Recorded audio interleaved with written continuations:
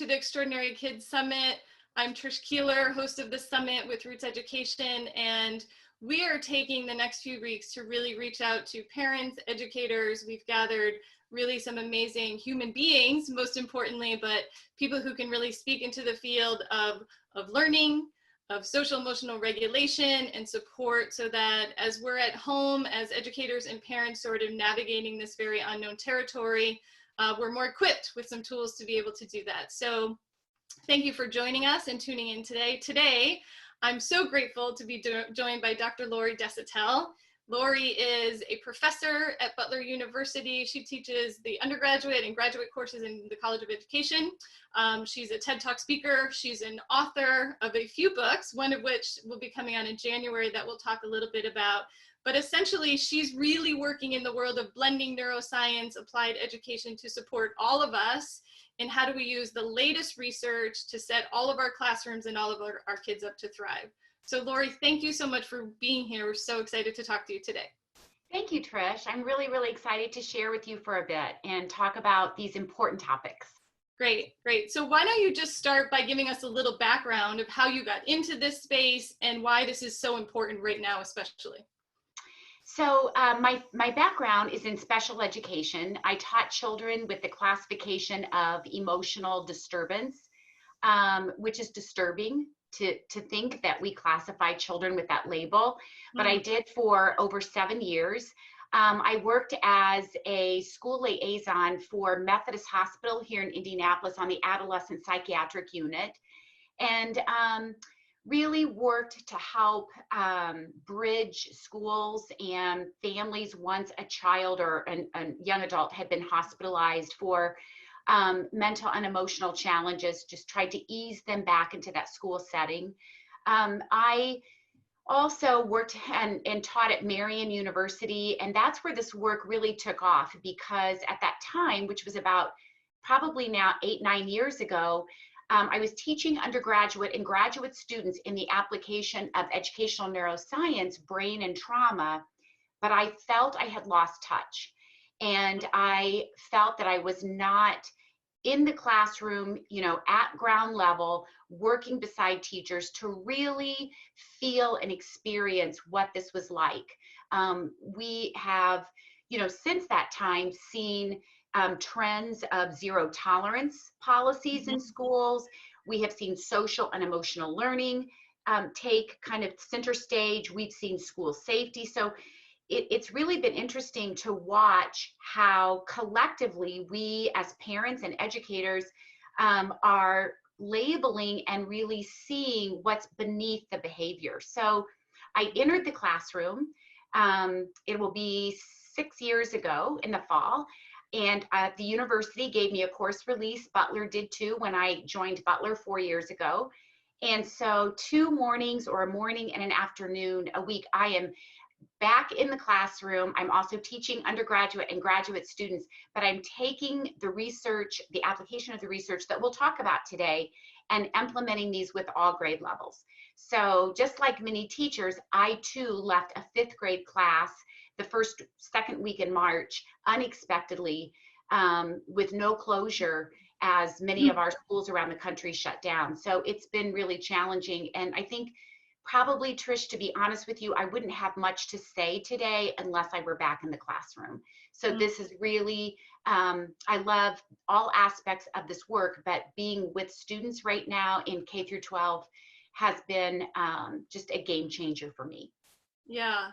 And as you said, just the immediate halt to kids and teachers, and a lot of us thinking we were going back in a few weeks, and now really wrapping our head around what that looks like. So obviously we're all sort of sitting in more of uncertainty, the unknown, especially a lot of our kids. My heart breaks for especially our seniors in college and high school, right, or 8th graders, where they're sort of missing this closure. So that being said, what would you say really, how is the body and the brain both like experiencing this time of stress that this pandemic has sort of presented for all of us? So it's a great question. And I want to begin by sharing what I'm learning every day, and that, sometimes we think of trauma or adversity as something that's physical or psychological. And what we're learning every day through incredible research is that this is a physiological body event. And that's actually not even accurate, because just because the event is over does not mean that the trauma and the adversity, have ended too, because we hold it in the body. It's implicit body memories where this is held. So, we know that the body remembers what the mind forgets. And I always remind myself of that, because in children and adolescents, we are always thinking, what is this behavior that we're seeing signaling to us? And it truly is a signal that those behaviors that we see are, what's underneath that. And what we have seen growing across the country, and now this pandemic has layered trauma upon layer, is that we're seeing pain-based behaviors.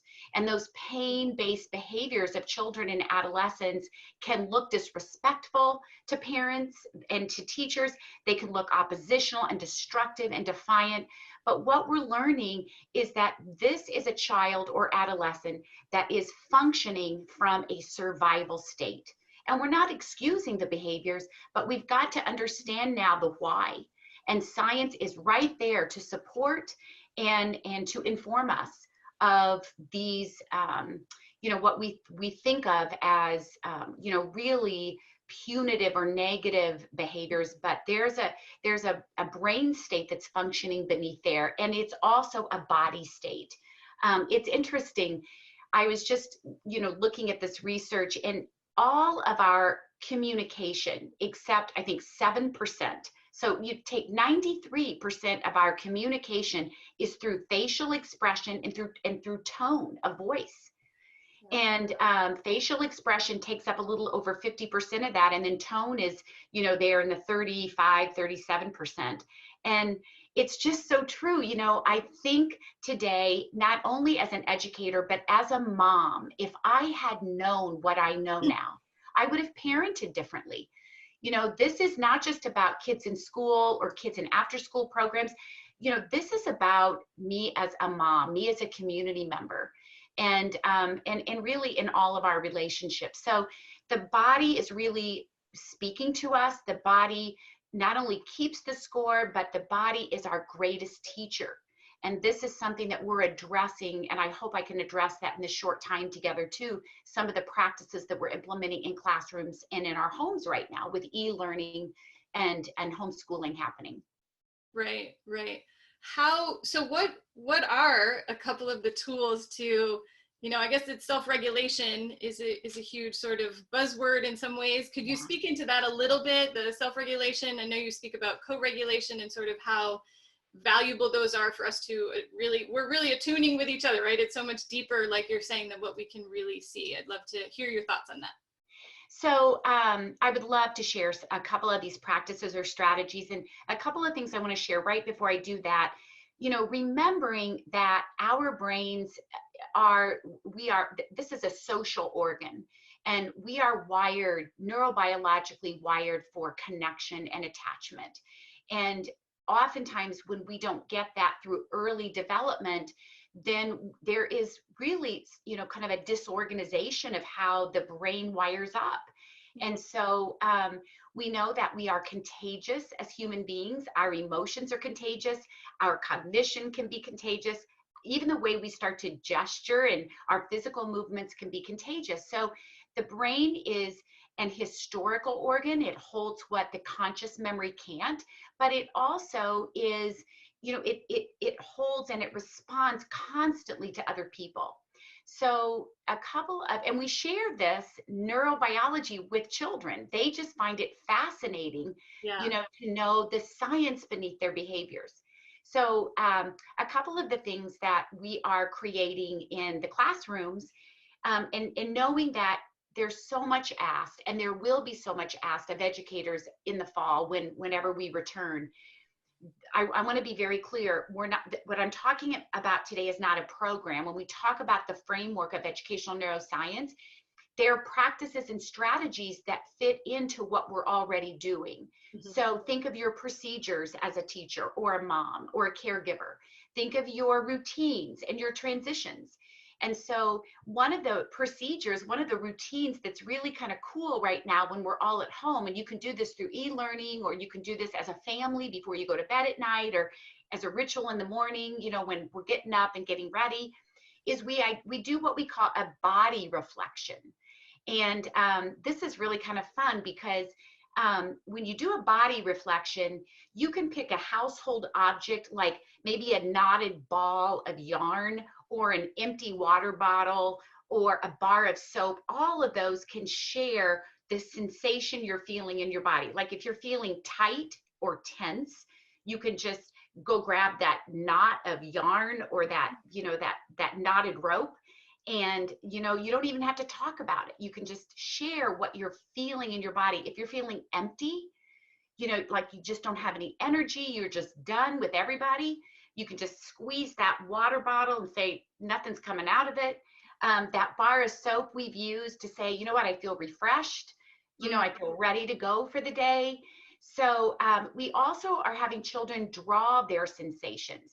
So we know Linda Chapman's research I love, because we know that art in painting, drawing, music, drumming, any of the arts are very healing to the brain and the body, because the brain and body are constantly talking to one another. It's a bi-directional highway. So we have the kids draw a sensation. So what does edgy look like? What color would your edgy be? What shape would edgy be? What does teary look like? What about numb? Numb is a very powerful sensation. And oftentimes our children don't have a really strong feeling vocabulary to talk about how they feel. So we have a sensation word wall or a sensation word jar where the kids can come pick out a sensation.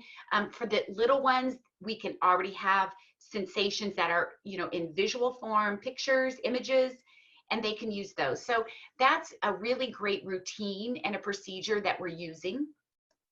We call those touch points too. So it calms the nervous system because you're able to get what's inside of you out into a container, you know, so that it's, you know, it's out here, it's not in here. Dan Siegel always says, what you can name, you can tame, what is shareable is bearable. And we share that with our children and adolescents, that, you know, it helps us to feel a little bit better. So that's one of the strategies that we're using right now.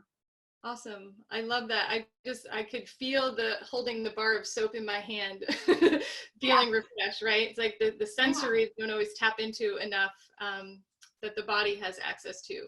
Absolutely. That's, you know, I was listening to some new research by Bonnie, I believe it's Bodenek this past week, and she was sharing that, and it just is so fascinating. Our implicit memory, so implicit memory is body memory, and we're taking in 11 million bits of sensory information a second, and we're taking in 60 to 50 bits of information explicitly or consciously.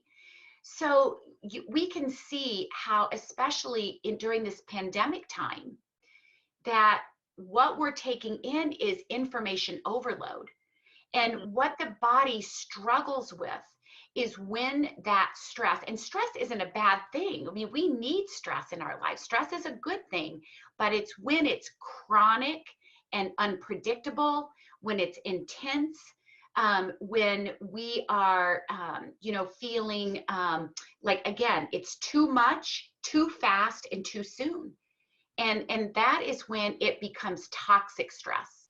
And so that I think, you know, we share with educators around the country that there are 3 conditions that the brain cannot take. And one is chronic unpredictability, the other is isolation, and the other is emotional and physical restraint. So think about this pandemic.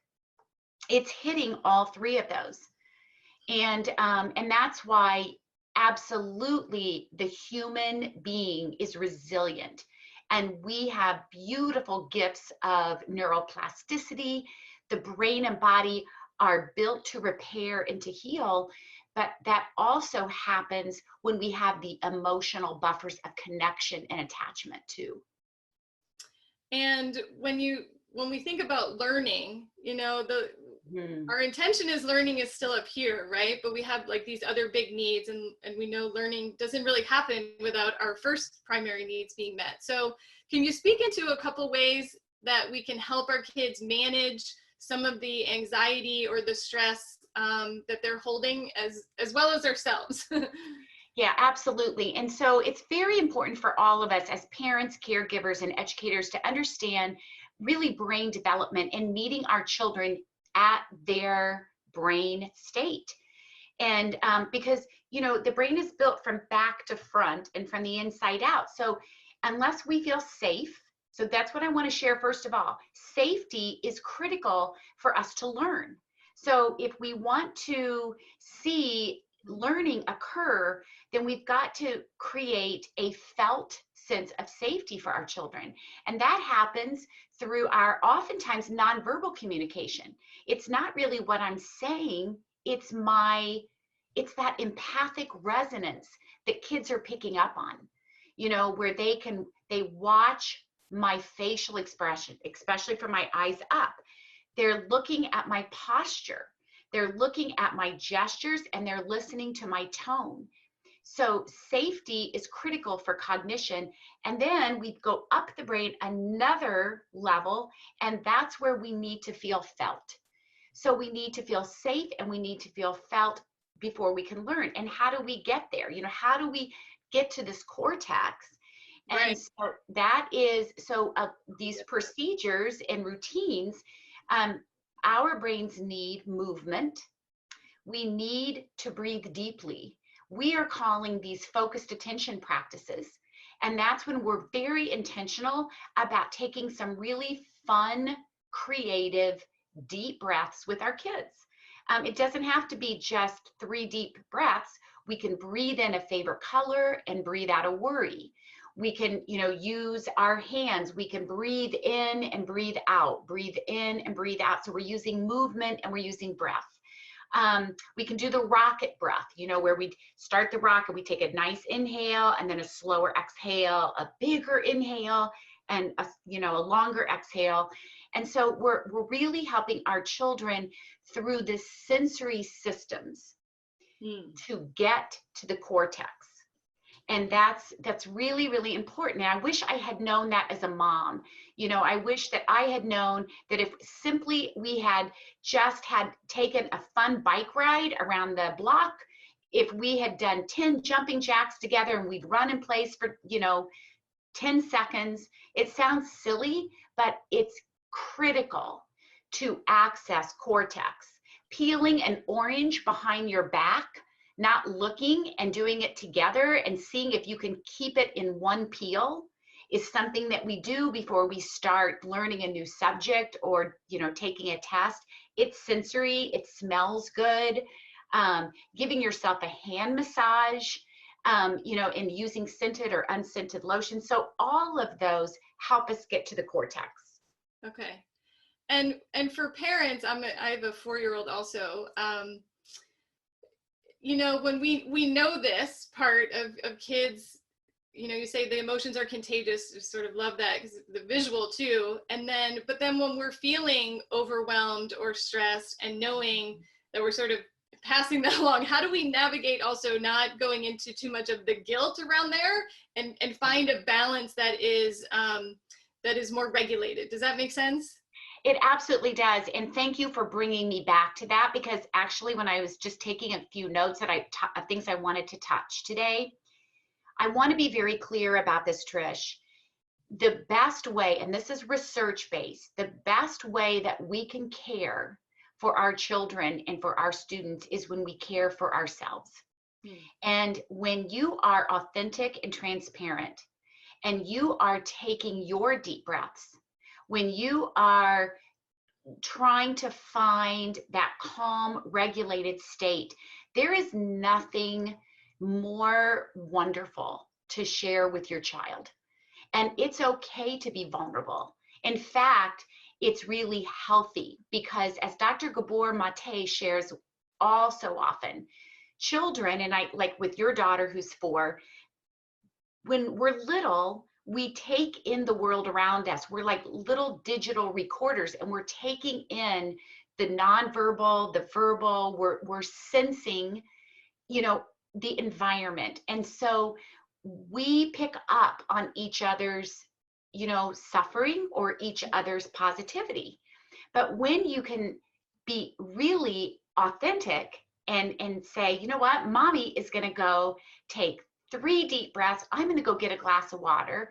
I'm going to go put a cold cucumber. We use those in school sometimes. I'm going to use some pressure and some coolness and use that. When we're doing that, we're modeling the behaviors that we want to see. We're giving our children experiences for their own regulation. And that's what's so important to do. Yeah, I can hear my daughter saying the things that I say. Yeah. Right. And so it's helpful just to keep reminding ourselves of that, because it's so hard, I think, for all of us as educators, parents, to allow ourselves to be vulnerable in front of our kids, and for our kids to feel that mom right now feels scared or upset for a moment or something like that. And that even though it feels vulnerable, it still feels more human because it seems they pick up on it anyway and are looking at you if you're not really being authentic when you say I'm okay, when the rest of the 93% of you that you mentioned is not saying that you're okay. And that's the 93% is what we're picking up. And there was this beautiful quote that I heard a couple of weeks ago, and it just struck me, and it said, to be with me is to heal with me. And I think sometimes we just forget the power of being still, you know, and creating that space, which that interpersonal in between space, that touch point of safety. And that just doesn't occur with words. It's just sitting and being, you know, with our children. It is breathing with them, and not really consciously, but co-regulating just by our felt safe presence. And I think that it's really powerful to share what you're feeling in an honest way, because if we don't, children are left guessing, and they are guessing about how my teacher or how my mom is feeling is scary. And that can dysregulate us too, because it's not feeling safe. Right. And right now, where I'd love to have you just sort of speak to the teachers for a minute as they're being present, and also wondering about, like, when we go back, right, what all these sort of, what the implications will be and what that will look like. What would you say in terms of this work would be one of the most important things for teachers to like take in as they think about when they head back into these classrooms? So I'm thinking about that too, with the fall, and the unknown right now is dysregulating to us because we don't know, you know, when that's going to happen. I think one of the things that is very helpful for me as an educator is to know that many of our children right now, and I can just give you some statistics in Indiana, we know that 2/3 of our students in Indiana, 1.1 million students, when this started, did not have access to the internet or e-learning. So just that statistic, and again, there are many educators working with the Department of Education right now to mitigate that. But that there are circumstances beyond our control that are happening right now. Our families and our children that were marginalized and were struggling before this pandemic, it's going to be a double whammy. So my best, and I hate to use the word advice, but my suggestions are to try to be very present with yourself, to take care of yourself again. Educator brain and body state are so important because they drip, literally drip on to our students. And so I think one moment at a time, I think the emotional, knowing that our brain prioritizes 3 roles, Survival always comes first. So many of our kids are going to be walking in a survival brain state. Emotions, and finally cognition. So I think we have to address our students' needs in that direction, where we've got to be a touch point for them. The way we greet them, just our smile, just the way we interact is going to be healing in itself, and to care for ourselves. One moment at a time, just one moment at a time. Yeah. And of course, as teachers, also as parents at home and teaching and e-learning, and their world has been so rocked. So my heart feels so much for them, taking on so much and managing so much. So I'd love you to tell us a little bit about your new book that's coming out, because I'm excited about the direction about discipline, and that's still an issue in schools, and that will, show up in different ways with different types of adversity and trauma that kids are experiencing right now. So can you tell us a little bit about your new book coming out? Yeah, absolutely. So one of the things, and this absolutely is connected to the new book, I want to encourage teachers to really begin to think about brain state and not so much behavior.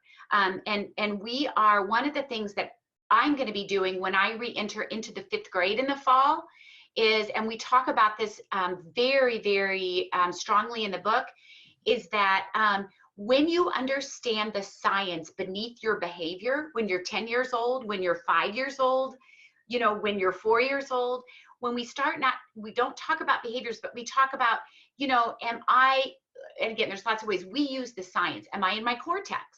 Am I in my amygdala? Or have I downshifted to the basement, to the brainstem?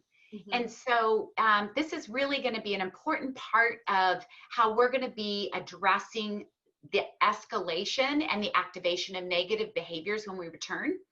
And so the new book, it talks a lot about this. We have resources and templates that talk about brain states rather than behavior. So the book is called Connections Over Compliance, Rewiring Our Perceptions of Discipline.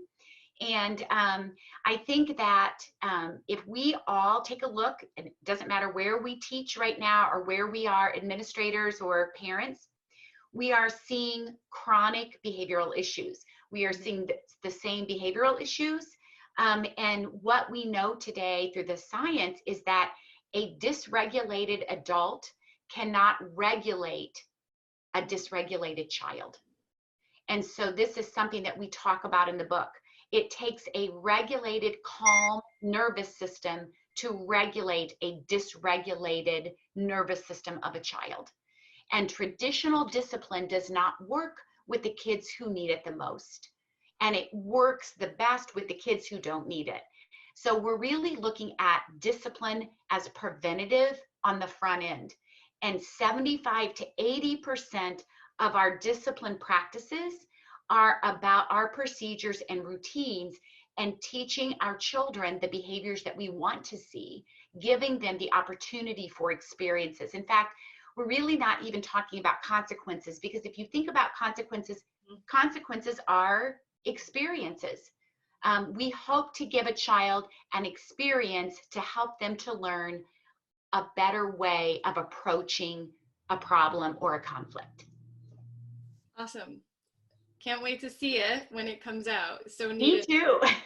Just, there's so much power in reframing how we think about things. So even Absolutely. Shifting from behavior to brain states is powerful, right? I mean, so much Very. Of this mindset also, especially in this current climate of how we're thinking about this, talking with our kids about what's happening and how to be in the unknown. In somewhat of a regulated way as best as we can. Awesome. And it actually, you talk about brain states, it's calming to a child.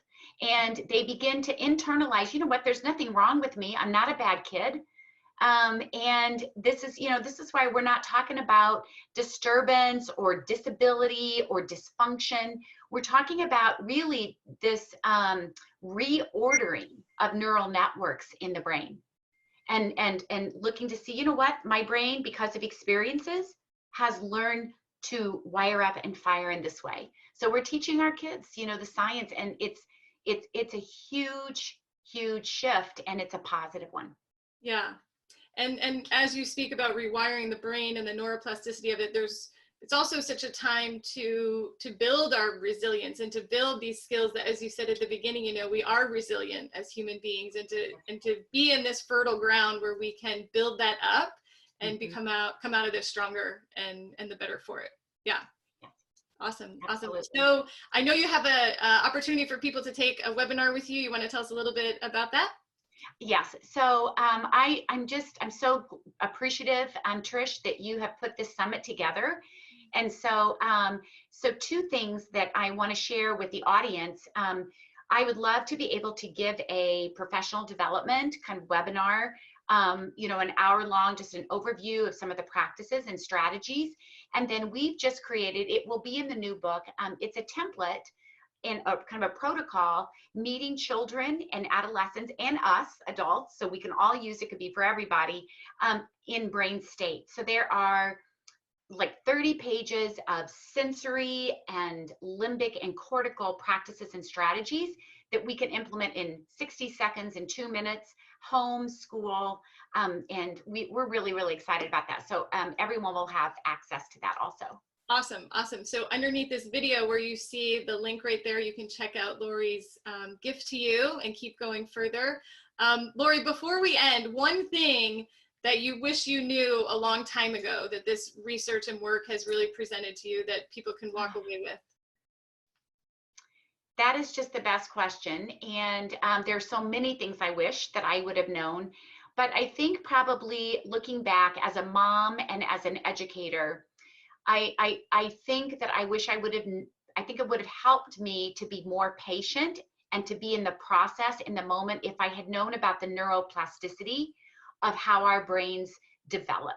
Because every experience, whether we are 5, 10, 20, 30, 50, 70, every experience structurally and functionally can change brain architecture and therefore produce different behaviors.